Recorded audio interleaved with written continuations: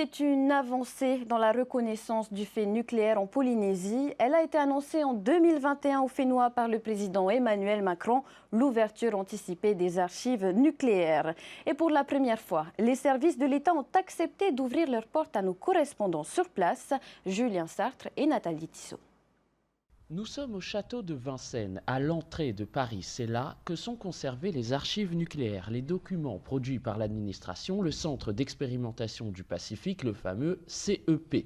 Dans les sous-sols, près de 869 cartons. À l'intérieur, quelques 165 000 documents. Les chercheurs, journalistes, citoyens peuvent demander à les consulter gratuitement.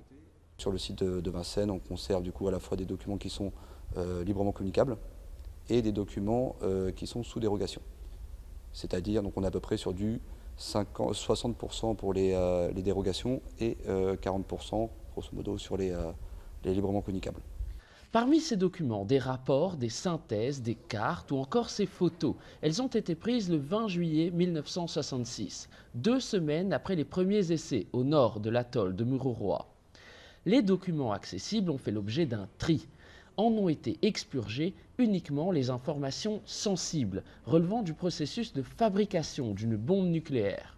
5 documents ont été retirés au titre de l'article 213.2. Les informations retirées des archives ne représentent qu'une infime minorité. 99% du fonds consulté est tout à fait consultable par tout à chacun. Et si on tombe sur des documents qui sont classifiés, le lecteur fait une demande de dérogation et on découvre qu'il y a des documents classifiés. Dans ce cas-là, on les passe dans une commission qui s'appelle commission de déclassification et les émetteurs déclassifient ces documents à la suite d'une analyse et d'une expertise évidemment. Toutes les archives concernant les essais nucléaires ne sont pas conservées à Vincennes.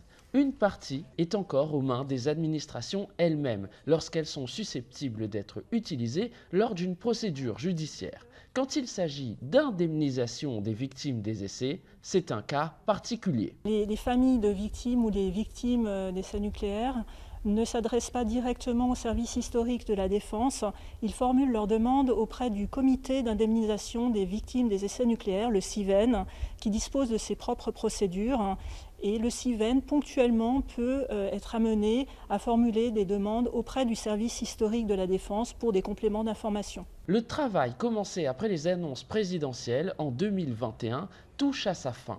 Il reste une quarantaine de cartons à trier.